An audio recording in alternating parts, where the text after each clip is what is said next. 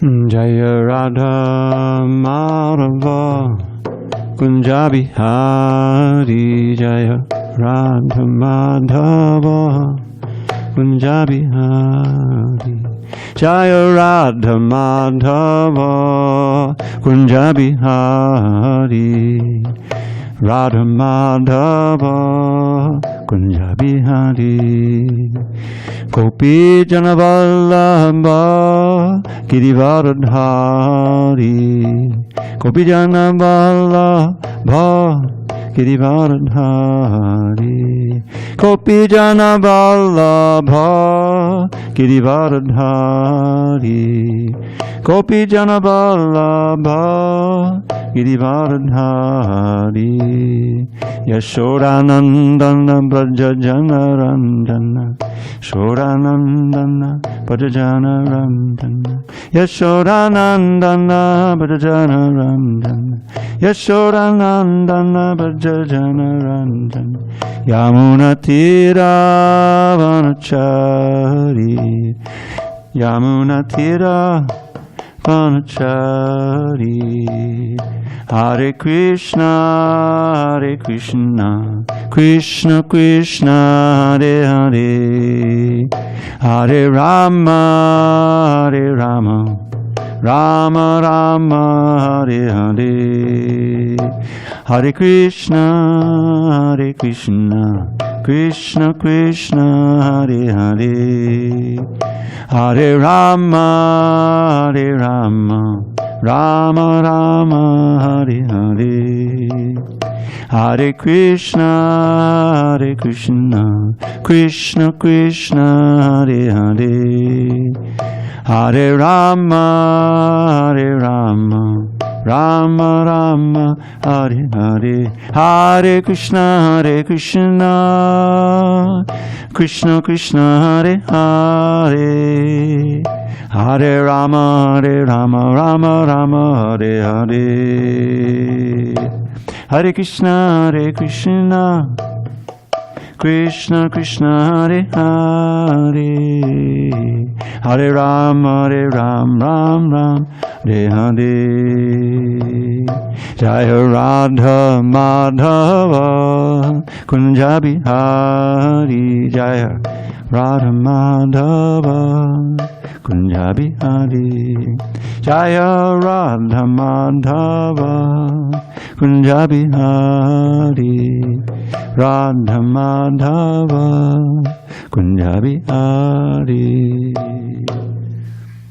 Jaya Mr. Pad Paramahansa Parajikacharya Ashtotarita Srimad Divine Grace Srila A.C. Bhaktivedanta Swami Prabhupada Ki Jai. ISKCON BBT Founder Acharya Srila Prabhupada Ki Jai. Jai Om Vishnupad Paramahansa Parajikacharya Ashtotarita Srimad Divine Grace Srila Bhakti Siddhanta Saraswati Thakur Ki Jai. Ananta Koti Vaishnavini Ki Jai. Namacharya Srila Haridas Thakur Ki Jai. Srimad Bhagavad Gita Ki Jai. Samaveda Bhaktivinoda Ki Jai. All glories to the assembled devotees. All glories to the assembled devotees. All glories to the assembled devotees. All glories to Shri Guru and Gauranga. Welcome on this wonderful Diwali day. This is New Year's, is it not? Yes. New Year's, yes. So we're going to be studying Bhagavad Gita as it is, and at the end of the class, I have a special surprise for you, a free gift. So. Diwali gift? Yes, it's a Diwali gift. So we're going to be studying, okay, let me formally do this. Okay. Om Namo Bhagavate Vasudevaya. Namo Bhagavate Vasudevaya. Om Namo Bhagavate Vasudevaya. Namo Bhagavate Vasudevaya. Om Namo Bhagavate Vasudevaya. Namo Bhagavate Vasudevaya. Okay. On this 24th day of October 2022 in San Diego, Diwali Day, we're reading from Srimad Bhagavad Gita as it is, translation and commentary by His Divine Grace A.C. Bhaktivedanta Swami Prabhupada. We are in chapter 7 entitled Knowledge of the Absolute, and we're studying text 25 on page 336 in all of your books but one. Yeah, okay, all of your books, text Okay. Everyone see it? Text 25, chapter 7. Naham Naham prakasha Prakasha sarvasya Sarvasya yogamaya Yogamaya samavritaha Samavritaha mudho Mudho ayam Ayam nabijanati Nabijanati loko mam Loko Mam ajamavyayam Ajamam Vayam naham prakasha sarvasya Naham Prakasha Sarvasya yogamaya samavritaha Yogamaya Samavrita mudho yang nabijanati Mudoyam Nabijanati loko mam ajamavyayam Loko Mam Ajamam naham prakasha sarvasya Naham Prakasha Sarvasya yogamaya samavritaha Yogamaya Samavrita mudhoyam nabijanati Mudoyam Nabijanati loko mam ajamavyayam Loko Mam Ajamam naham prakasha sarvasya Naham Prakasha Sarvasya yogamaya samavritaha Yogamaya Samavrita buddhoyam nabijanati Mudoyam Nabijanati loko mam ajamavyayam. Loko Mam Ajamam Rasika Sindhu. Naham prakasha sarvasya Naham prakasha sarvasya yogamaya samavritaha yogamaya samavritaha mudoham nabijanati buddhoyam nabijanati loko mam ajamavyayam. Arjun. Naham Prakasha Sarvasya Naham prakashak sarvasya Yogamaya Samavrita yogamaya samavritaha Mudoyaham Nabijanati buddhoyam nabijanati Loko Mam Avamvayam loko mam ajamavyayam. You can just pull up one of those cushions. We'll bring you a book. I'm sorry? Go ahead. You can do it. Yeah, you can do that if you want to come back. Anyone else want to try to chant? Naham prakasha sarvasya Naham prakasha sarvasya yogamaya samavritaha yogamaya samavritaha mudhoyam nabijanati mudhoyam nabijanati loko mamajamavyayam. loko mam ajamavyayam. Much improved. Much improved.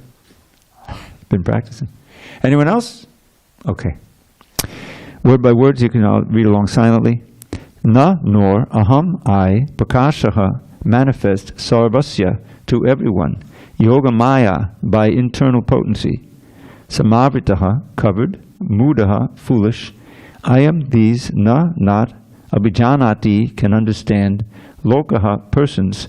Mam me ajam unborn. Abhyam inexhaustible. Rasika, can you go and make sure that the door to the kitchen is closed and this other door near the bathroom is closed? Thank you.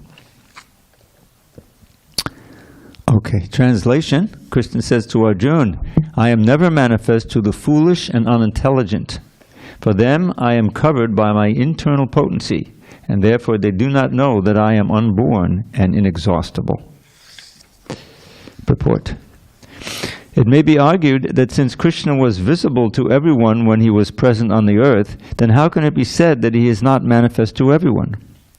But actually he was not manifest to everyone. When Krishna was present, there were only a few people who could understand him to be the Supreme Personality of Godhead.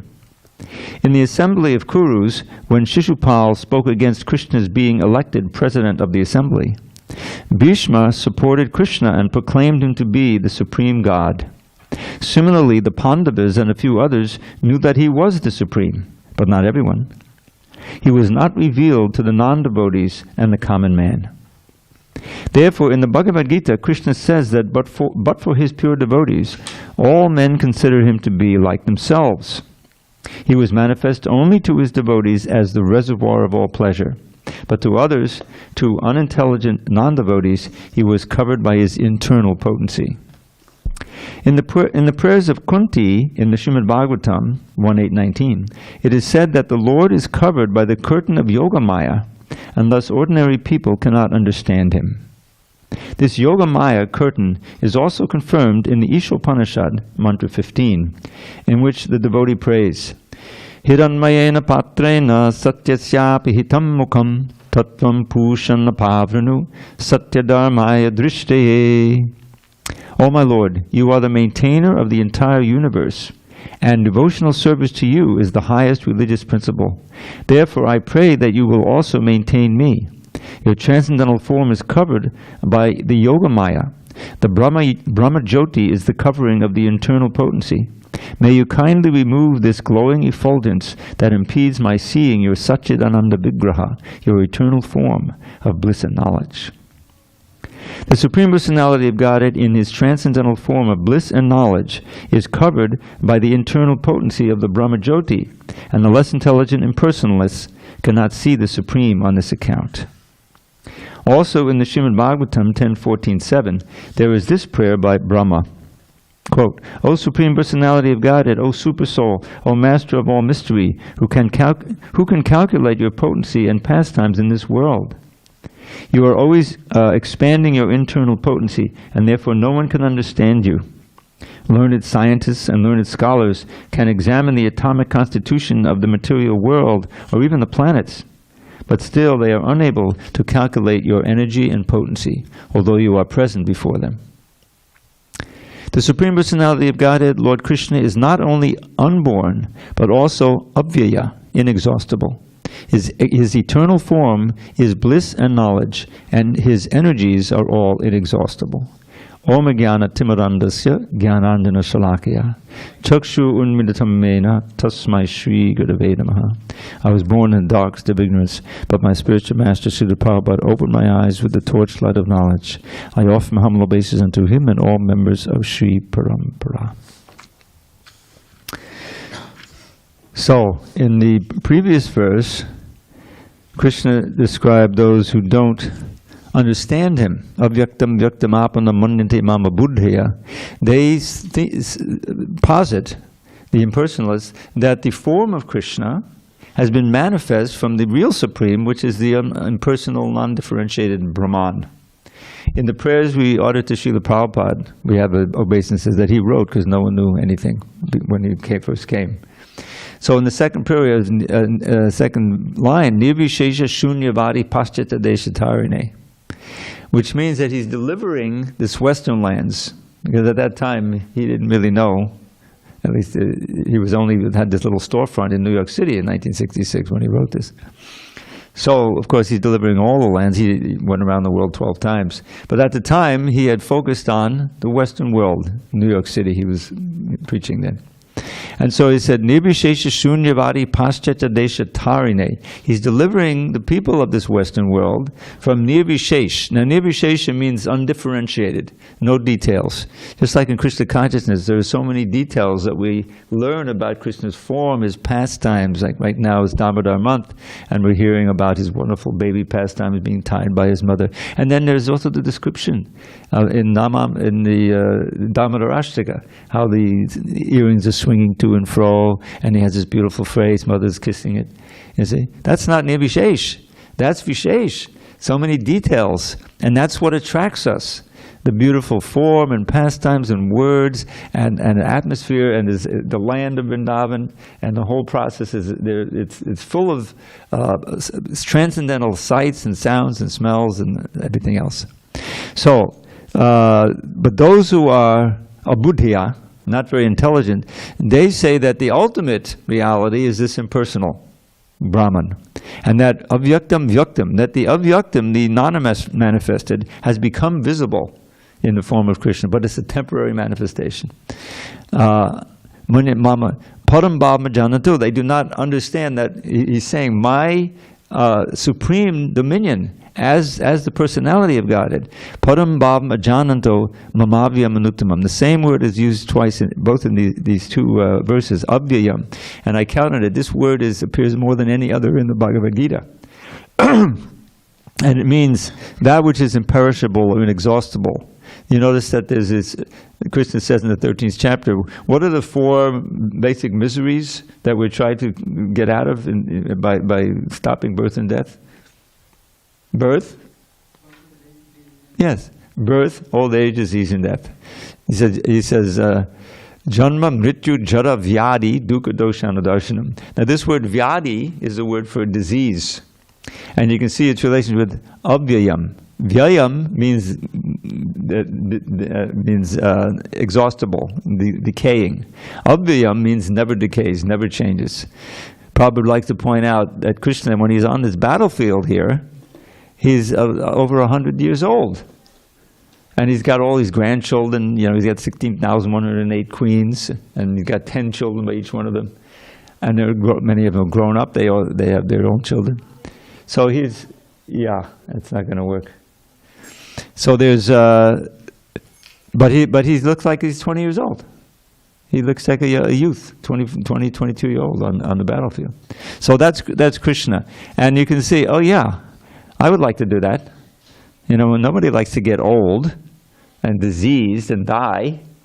So if we're assured that we also have our spiritual bodies, that in the spiritual world we don't get old either.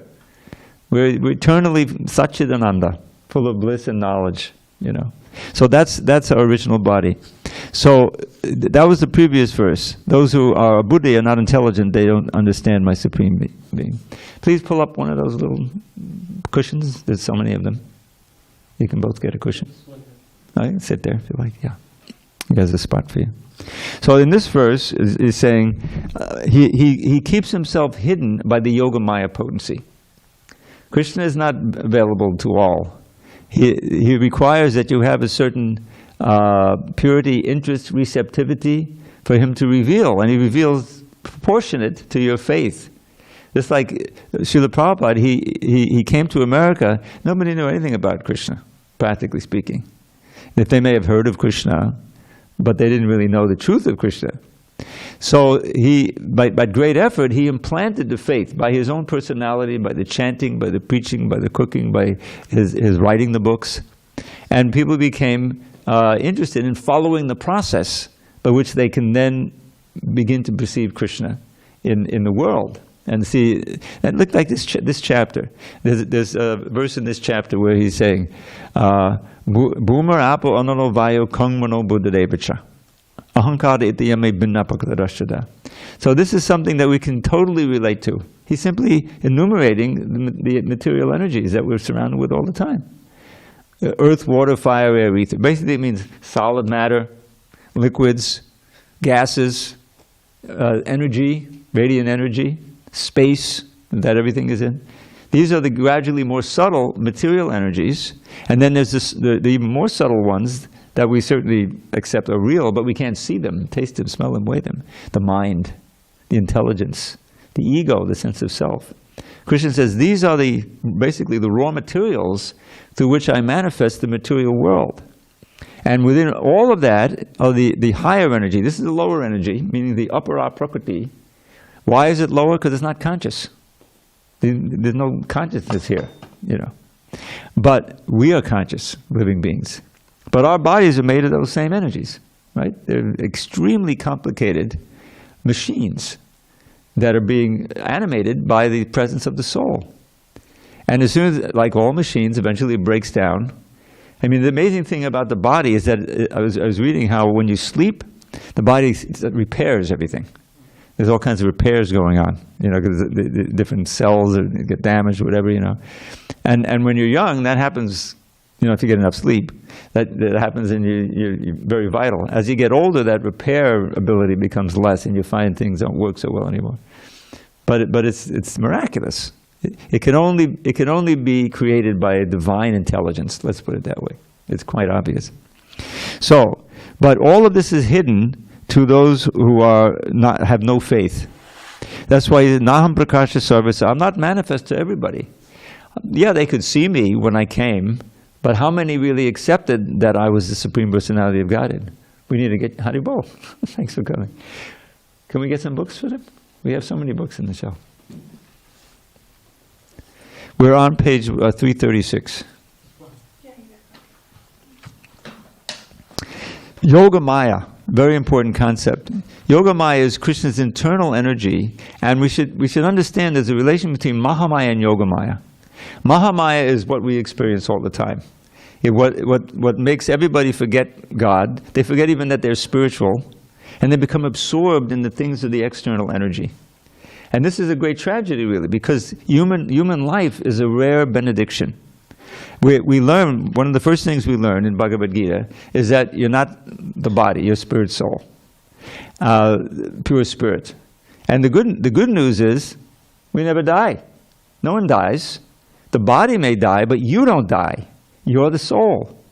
And that means we've had many, many, many lives before, and hopefully we're going to have one life in the future, going back to Godhead. That's the idea.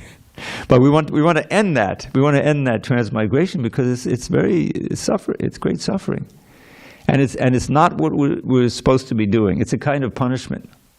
Because just think about it. We all are leading our lives, and we have certain investments that you make, whether it's family, you have a certain position, you work very hard to get an education and everything like that, and you're living in the world. But whatever you have, you could be a billionaire, you could be some poor homeless person in the street, it's all going to be taken away. When the body goes, then all that money goes. And that's why it's ultimately, if you're poor materially but rich spiritually, you're really rich.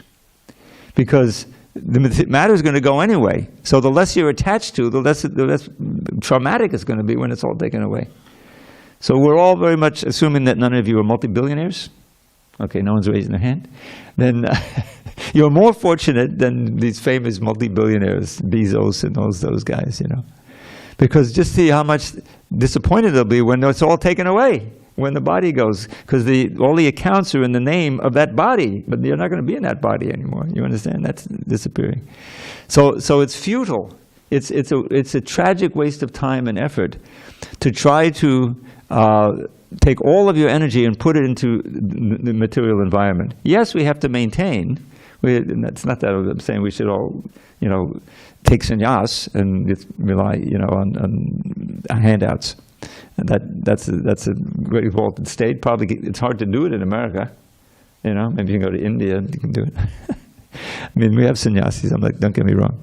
But the point is that Krishna is saying you remain covered by my yoga maya. If you remain a mudha, a fool, and you don't inquire into the truth of the soul as spoken about in the Bhagavad Gita. Earlier in this chapter, he had several verses which he described how worshipping gods, different gods for material things, is also foolish, because that's also material. He says that, a very hopeful verse, text 19. After many births and deaths, those who are cultivating transcendental knowledge, when they achieve the end of the knowledge, they surrender unto me. That's the proof that they really have knowledge, that they know that and they understand that I'm everywhere, and then in one sense I'm everything, because it's all Krishna's energy. Whether it's the spiritual energy, the soul, or the material energy, which we see all around us, it's all coming from him. So it's just like someone, when you see, I used to live near New York City, and we'd go into some of the big museums, and they'd have very famous paintings by Rembrandt and Picasso, I remember, And so when you see those paintings, you see that person's creativity, and you often see its signature, So you're thinking of them, because it's a creation of them. Their energy went into it, their creativity, there's a special style, and there's all this stuff. So they're very famous. Sometimes they're worth millions of dollars, because that person is, has created it. So in the same way, everything that we see, which is so much more miraculous than some painting or any other human creation, is all created by God. The incredible, wondrous variety of flowers and fruits and all of these things, human beings, this is all coming from the creative intelligence of the Supreme Lord. And so this should give us the sense of the presence of the divine in everything. That's in this chapter, teaching us how to do that. And then he describes how this is all If you want to really see me, you say, okay, Rasoham Apsakontaya. I'm the taste in water. I'm the light of the sun and the moon. See, I'm the fragrance in the earth, and so many. So all these are experiences we have every day. So it's not just, oh, what a beautiful sunrise. Wow, yeah, it's a beautiful sunrise created by Krishna. So this way you can remember. So in this verse that he's just giving us now, Naham Prakasha Sarvasya, that although he is unborn, he never deteriorates, it's inexhaustible, people without that transcendental vision cannot see him. Even if he's standing in front of them, they can see him, but they can't understand that he is the personality of Godhead, that he is the source of everything. So, Prabhupada quotes a verse here, a famous verse from the Upanishad, where the devotee is praying that that effulgence, the Brahma-jyoti, the impersonal effulgence, is simply emanating from the personality of God. Please withdraw it so I can see your beautiful face. That's why it's the Isha Upanishad, the Upanishad that's centered on bhakti of the Isha. Isha means control or supreme God. So, any questions, comments on text 25? If not, we can go on to text 26. Okay. Vedaham samatitani Vedaham samititani vartamanani charjuna vartamanani charjuna bhavishyani cha bhutani bhavishyani cha bhutani mam tu vedana kaschana. mam tu vedana kaschana. O Arjun, as the Supreme Personality of Godhead, I know everything that has happened in the past, all that is happening in the present, and all things that are yet to come. I also know all living entities, but me no one knows. Purport. Here the question of personality and impersonality is clearly stated. If Krishna, the form of the Supreme Personality of Godhead, were Maya, material, as the impersonalists consider him to be, then, like the living entity, he would change his body and forget everything about his past life. Anyone with a material body cannot remember his past life, nor can he foretell his future life, nor can he predict the outcome of his present life. Therefore, he cannot know what is happening in past, present, and future.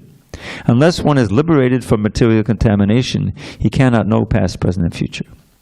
Unlike the ordinary human being, Lord Krishna clearly says that he completely knows what happened in the past, what is happening in the present, and what will happen in the future.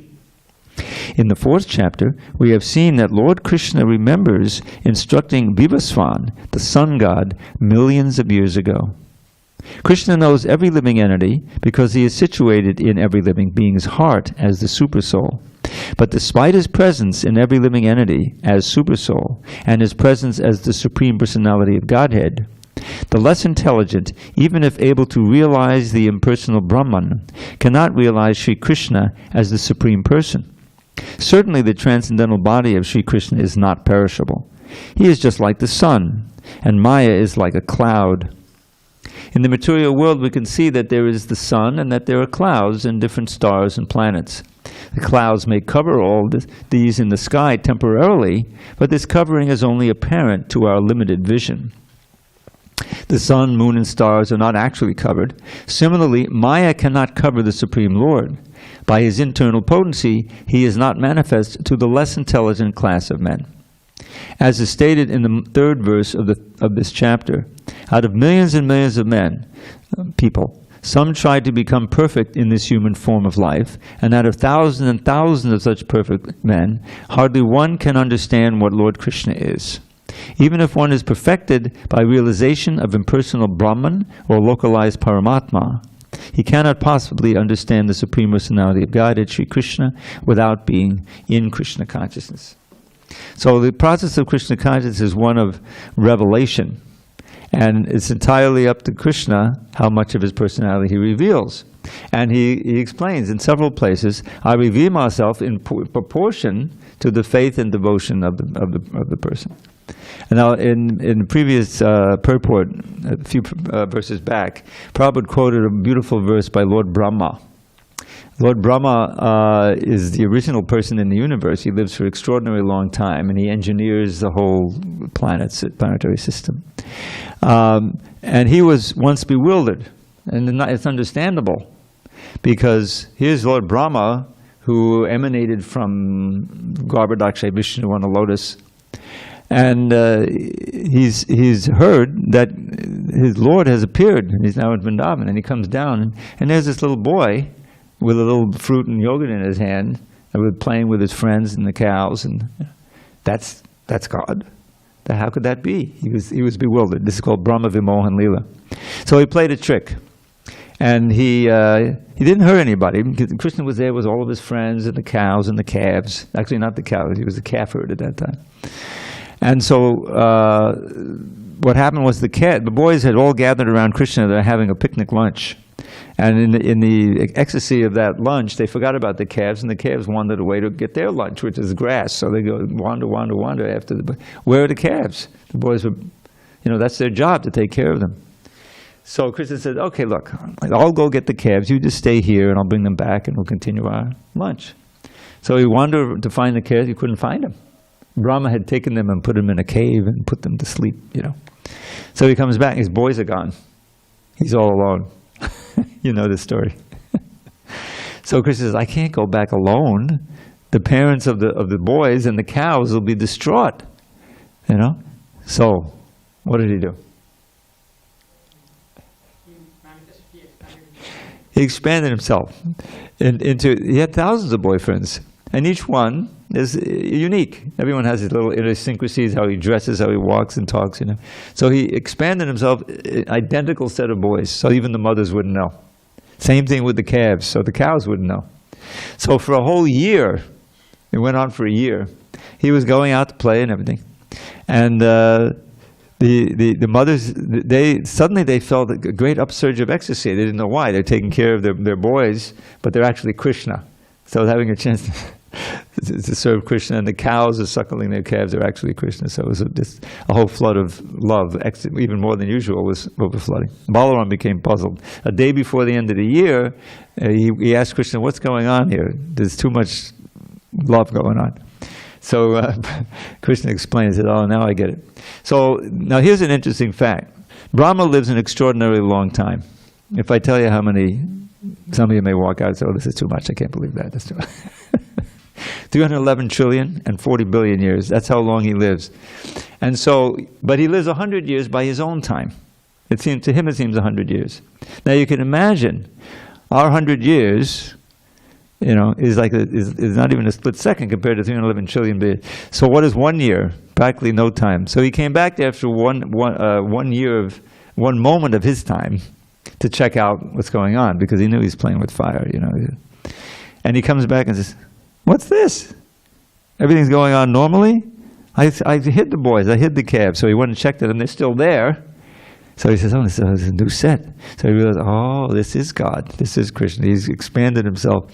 And then Krishna turned, all the boys, all the calves turned into Vishnu forms, and they were being worshipped like that. So now, the reason I mention this is, and then Lord Brahma says, oh, I may have offended him. So he was he started bowing down. And then he offered these prayers, and among those prayers is this verse that I'm getting to, where he says, this is why not everyone can understand Krishna. And he says, Atapite deva padambojadvaya prasadaleshanugita evahi janati tattvam bhagavan mahimno dachandi eko pichadam vichinvan. So he says, Atapite deva padambojad prasada. If someone, in order for someone to understand you even a little bit, they have to get even a fraction of mercy from you. In other words, it's a question of you revealing yourself. Prasad normally we think is food, which it is. It's a manifestation of Krishna's mercy. But in general, prasad means Krishna's grace. So lesha means even a little bit. Then janati tattvam, someone can understand you in truth. Just like someone who reads this book regularly, this Bhagavad Gita, he's going to get the information about Krishna. That is, Prabhupada has given us, Krishna has given us, Prabhupada has given us, as it is. That's called as it is. So that's because you've gotten some mercy. You've gotten some mercy for Krishna, that you're ready to read this Bhagavad Gita and believe it, and then you can begin to understand the truth of Krishna. So, but then Bhagavan Mahimno, the glory of Bhagavan. You can understand some, even a little bit. But nachanya eko bichanam bichinban. But no one else, even contemplating or studying the Vedas for millions of years, if you don't have a spite of bhakti, of devotion, of faith, then Krishna will remain a mystery to you. Because it's a great mystery. You cannot understand. I remember this is one of the first phrases I learned when I joined the temple 50 years ago in Brooklyn. And it was, Krishna is Avan Manasa Gochara. Does anyone know what that means? It's not so famous anymore. So, you know, Van means words, Vak. Manasa means mind. Gochara means within the compass or understandable. So, Avan means beyond the range of our mind and words. In other words, transcendental. Exists, but we can't perceive it with our senses and mind. It's hidden away. So Krishna is beyond the range of our mind and senses. So how can we know him? By his mercy, from inside, he gives us the ability to perceive, the understanding. Like I mentioned this verse, Bhuma Apa Onolavayu. So if you accept that, and then the verses following are even more obvious. When you see the sunrise tomorrow, you think, oh, this is the power of Krishna. This is Krishna's effulgence. The taste of water, you can think of Krishna. This is the beginning stage, admittedly. But eventually, by the process, there's the verse quoted several times in this Bhagavad Gita. How's it go? I forget the Sanskrit. But it says that by our present words and our efforts, we cannot understand the name, form, qualities of Krishna. But beginning to serve Krishna with the tongue, by chanting and tasting prasada, by chanting Hare Krishna. Jivan mukha hijiyavado swayam eva sprachada. What's the first line? First word? That's the second part of it. But yeah, beginning to serve with the tongue, then Krishna, then you become purified, and you begin to be able to understand him and the holy name, form, qualities of pastimes. So that's what he's talking about here. I'm not manifest. That'll be one covered by Yoga Maya, and this verse somehow or other always boggles my mind. That the glory of God is just totally beyond our ability to even conceive of. There's someone, a personality, to understand everything that's happened in the past. There's a lot of things happened in the past. You could imagine, not just on this planet, every planet. In other words, that's called omniscience. I remember when I was studying philosophy in high school and little college, this was one of because some of the big philosophers were also theologians, like Thomas Aquinas and so forth. And this is one of the definitions, that omniscient, omnipotent, and omnipresent being, right? But this is omniscience, everything that's happening, everything that's happening now, and everything that will happen in the future. How does he know everything that's happening now? He's a super soul. He's present in everyone's heart. He knows everything we're thinking, a thought, and he's in every atom. So why is it impossible to think that God can do that? Yeah, you may disbelieve it. It doesn't fit into your scientific worldview. But what do we really understand? What can we really understand? So this is, and I know every living being, but me, no one knows. They can know me to a little bit, but no one can know Krishna completely. Even it says that Krishna again can't understand himself completely because he's always increasing. He's always, So this chapter is very important for understanding the Lord and developing our bhakti, our loving devotion to Krishna. Any questions? Comments? The next verse describes how we got here. Prabhupada would quote this verse, how we left the spiritual world. This verse is telling it how. Text 27. Ichadvesha samutena dvandvamohena bharata sarvabhutani sammoham sarge yanti parantapa parantapa. Oh, scion of Bard. You soon learn what this word scion means. I didn't know what it meant when I first read it. It means descendant. O scion of Bard, O conqueror of the foe, all living entities are born into delusion, bewildered by dualities arisen from desire and hate. Purport. The real constitutional position of the living entity is that of subordination to the Supreme Lord, who is pure knowledge. When one is deluded into separation from this pure knowledge, he becomes controlled by the illusory energy and cannot understand the Supreme Personality of Godhead. The illusory energy is manifested in the duality of desire and hate. Due to desire and hate, that's iccha and dvesha. Due to the desire and hate, the ignorant person wants to become one with the Supreme Lord and envies Krishna as the Supreme Personality of Godhead. Pure devotees who are not deluded or contaminated by desire and hate can understand that Lord Sri Krishna appears by his internal potencies. But those who are deluded by duality and nescience think that the Supreme Personality of Godhead is created by material energies. This is their misfortune. Such deluded persons symptomatically dwell in dualities of desire, dishonor and honor, misery and happiness, woman and man, good and bad, pleasure and pain, etc. Thinking, this is my wife, this is my house, I am the master of this house, I am the husband of this wife. These are the dualities of delusion. Those who are so deluded by dualities are completely foolish and therefore cannot understand the Supreme Personality of Godhead. So the way Srila Prabhupada sees this verse in the context of how we came to this material world. And this is a big question. If we were once in the spiritual world, why would we ever leave? If it's the world of Satchidananda and ever-increasing bliss, why would we come here? You see? And so this is one explanation. Somehow or other, there arises this iccha and dvesha. The iccha means desire. And that is a desire to enjoy separately from God, to be the center of enjoyment, rather than He's the enjoyment. Our actual pleasure, this is the highest platform of pleasure, is to always be endeavoring to give pleasure to Krishna, out of love. And He reciprocates that. He fills our heart with the highest happiness, and it doesn't have to decrease, unlike material happiness. But in a material concept, we can't conceive of that. It's all theoretical.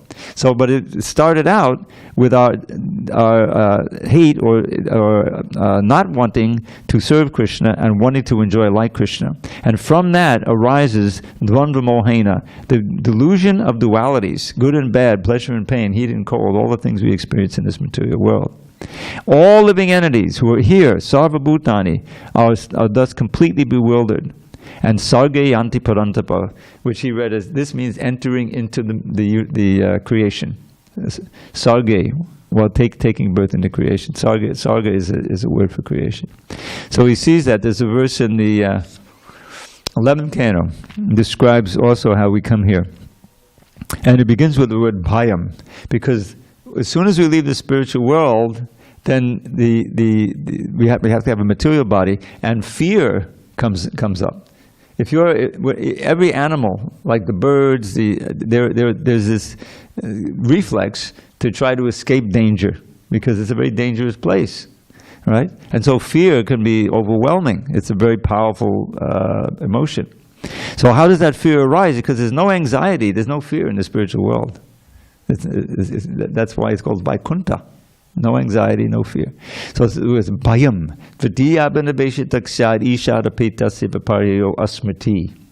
So bhayam means fear. How does it arise? We see the dualities of this world, and we become absorbed in them. Heat and cold, pleasure and pain. You see, this is our absorption, and it all arises from turning our face away from God. Ishara peitasya viparhiyo asmati, and asmati, we forget everything in the spiritual world. And viparya means reversed. Instead of being the servants of God, we become the competitors of God. We forget all about God, and we try to be little gods in this world. But we can't, because we're not eternal, we're not omniscient, we're not all blissful.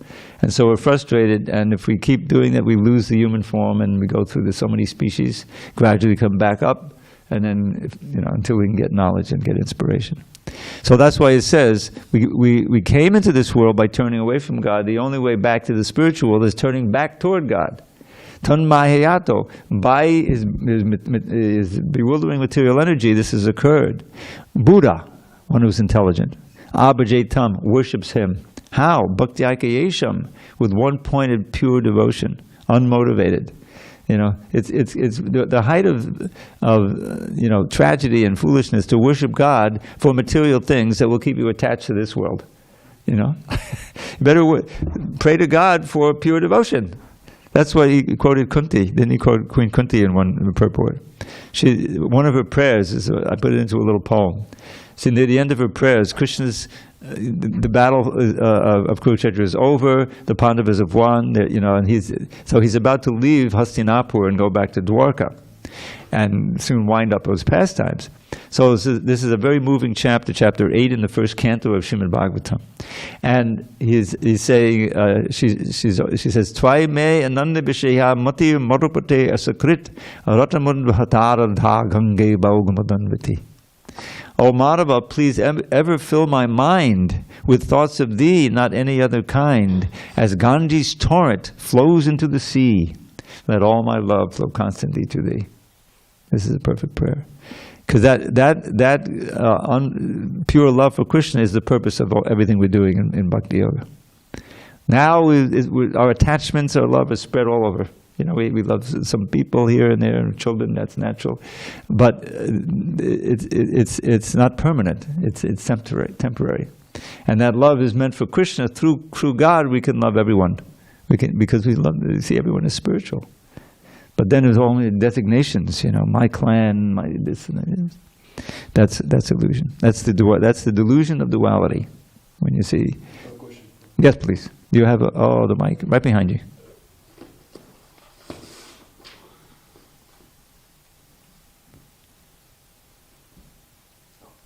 Hare Krishna. Hare Bol. Thank you, bro. Hare So, my question is, so when we are in the spiritual world, right? We are spirit souls, we are in the blissful state, serving Lord Krishna. So, I'm wondering where that desire would arise to enjoy separately from that. Is that, I'm curious to understand. That's the big mystery, isn't it? Yeah. Well, here's one way of understanding it, is that Krishna takes a risk. It says, Eko Bahusyam. This is one of those lines from the Upanishads. The one became many, right? In other words, we emanated from Krishna. And it's like, but we're eternal, but the point is that we're sustained by it, just like the sun and the sun rays. So why? Why would he do that? Because he wants to enjoy. And how to enjoy? Through loving exchange. Wasn't there a song a long time ago? I don't know if they still, love makes the world go round. In other words, that's really where really pleasure is. You can only enjoy so much sense gratification, but if there's some kind of love with, the children and the wife, the husband, like that, it may be temporary, but it's a reflection of the real thing. So Krishna wants to enjoy that rasa, that relationship. This is the month of Damodar. He hides all of his glory and power so that he can evoke this love from his mother. And she's tying him up to discipline him. God is being tied up. So this is a perfect example. But he has an infinite number of devotees who are also in that mood. Not Mother Yashoda, she's like internal energies. So complicated. So the point is that love requires independence. Prabhupada famously said, Krishna doesn't want you to love him at the point of a revolver. That's not love, right? It has to be freely given. So therefore, there has to be an element of independent will, free will. So his free will is infinite, but we have minute free will. He gives it to us. That means we can misuse it. And somehow or other, some of us, the majority are still there in the spiritual world. They never come here. But we turned away from Krishna with this idea of enjoying separately. The Prabhupada even said at one point, graphically, Krishna tried to convince us not to do it, but we stubbornly were determined to try to enjoy separately. Okay, so you go down for some time, and then eventually everyone comes back. But that's the only explanation. And some devotees, they think that they never come. But that means that we've been here eternally. It has to be our own fault, right? Otherwise, we drew the short straw and our chant, no, it doesn't work like that. We're here because we turned away from Krishna. And that makes the most sense. All right, I want to leave a little time where I can give out the free gifts. Some of you weren't here. But this is Diwali. Isn't it time for giving gifts? Yep. Okay. Thought so. Oh, so I brought these free gifts. These are books. Free books, but they're very beautiful. Some of you have seen these before. This is the Vyasa Puja book from 2005. There's only 500 printed worldwide, so these are very valuable. They're collector's items. I happen to be the editor of these books since 1989. Now, Vyasa Puja is the birthday of the spiritual master, Srila Prabhupada's appearance day. And devotees all over the world, they write homages, in honor of Prabhupada. There's offerings here from Bhakti Charu Swami, Radhanath Swami, some other famous. And we have a nice color section in the middle of selected pictures of Srila Prabhupada. There's 16 of these. And the price is right. They're free. So please take one home. I'm gonna put them here. And some of these are so new, they're wrapped in cellophane. This is one from 1999. See? So they've never been opened. And so, otherwise they would say, well, what are we going to do with these? Because there's a big demand on the Vyasa Puja day, but then they are not read. And so they kind of gathering up in different corners of the ashram. And so they think, well, what are we going to do? So they think, well, maybe we just drop them in the ocean, have a little ceremony. So just give them to me. Give them to me. I worked on these books. So I know I'd find some people, I haven't done this for a while, but we've already given a few away. So this is Diwali Day, so please take them. If you have one, you can also give it to one of your friends. I have 4 or 5 here, and I have more in my car. So don't be shy. First come, first served. I have 1998, 99. Okay. Take your pick. Okay, get the cellophane one. And I have many more, so don't be shy. Maybe you come back again. You already had yours. No. I think you gave me last time. Which one was that? I don't know, but it wasn't. It definitely wasn't this one. This is a whole different. This is 1990s. Yeah, take it. Thank you. Yes, right. And one left, 2005. Come on, Rasika. He's going to India. Okay, and we have time for one little poem. So this is encompasses some of the basic philosophy of Krishna consciousness. Oh, but don't put it on the ground. Yeah, you can put it on where the Gita is. You can rest it there. So remember I said that we're all eternal, but of course the bodies are temporary. We know that, right? So it says, every last body dies. Nobody dies. Wake up and open your eyes. You're not that body, you're a pure spirit soul. Chant the holy name and attain life's goal. Simple. Now here's one little one about Krishna throwing a tantrum. This is written by a great author named Bilvamangal Thakur, who wrote a famous book called Krishna Karnamrita. Nitam navanavanitam ke nitapitam payakwame murali. Iti samudi latantam bhumal balam namami gopalam. So Krishna is saying, who stole my butter? Who drank my milk? And where can my flute be found? I bow to the cowherd child who shouts these words as he rolls on the ground. God is rolling on the ground. He's evoking love of all the residents of Vrindavan, headed by his mother. We're seeing him do this. So that's a little sample. And now we'll adjourn and gather and we'll have a little kirtan. You're welcome to stay. And then prasadam, the mercy of the Lord. Come. Hare Krishna. All glories to Srila Prabhupada. And Happy Diwali. Happy Diwali. Nitam navanama nitam ke nitapitam